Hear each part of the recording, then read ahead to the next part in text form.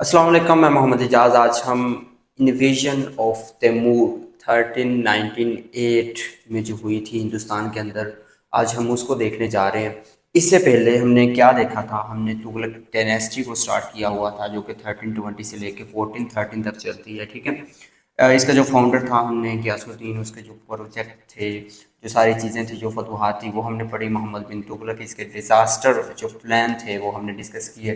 Then हमने फ़िरोज़ शाह तुगलक के बारे में, जो इम्पोर्टेंट इसने 5 केनाल सिस्टम का जो प्रोजेक्ट लेके आया था, हमने वो डिस्कस किया। और इसके बाद जो है, जैसे ही इसकी डेथ होती है, आपको पता है कि नसीरुद्दीन मोहम्मद तुगलक आ जाता है। ठीक है। और उसी के दौर के अंदर 10 साल बाद वो 1388 के अंदर आता है। और इन्वेजन जो होती है तैमूर की, वो 1398 के अंदर होती है। ठीक है, आपने ये याद रखना है। और दौर चल रहा होता है नसीरुद्दीन मोहम्मद तुगलक का। ठीक है। इसमें इस इन्वेजन में क्या होता है? तैमूर जो होता है वो साउथ एशिया पे, वेस्टर्न एशिया पे, और इसी तरह ऊपर जो सेंट्रल एशिया पे जो है बहुत सारी फतवाहत कर चुका होता है। ठीक है। और इंडिया के अंदर वो आता है with the help of Khizar Khan, जो कि एक सरदार, सैयद सरदार होता है पंजाब के अंदर। उसी की मदद से ये जो है वो इन्वेजन करता है हिंदुस्तान के अंदर। और जाते हुए उसी को जो है वो सारी सरपरस्ती हिंदुस्तान की दे जाता है। और बाद में वही खिज़र खान जो है वो फाउंडर बनता है सैयद डायनेस्टी का। ठीक है, वो हम बाद में पढ़ेंगे। ठीक है।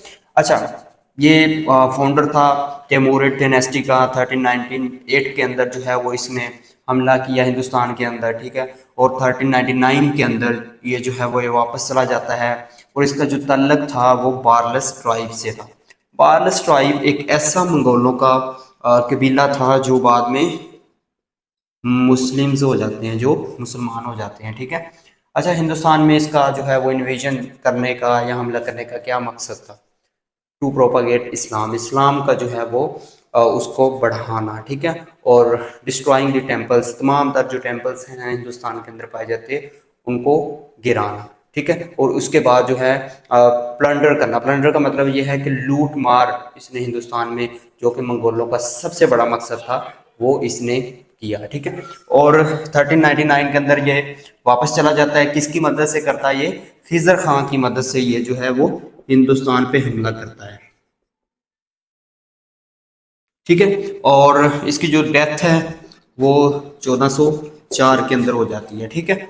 और इसके बाद जो है वो थोड़ा ही सी तुगलक डायनेस्टी चलती है। आपको पता है कि 1413 तक। और उसके बाद जो है वो खिज़र खान जो है वो अपना सर उठाता है, जो कि किसकी मदद से आया था?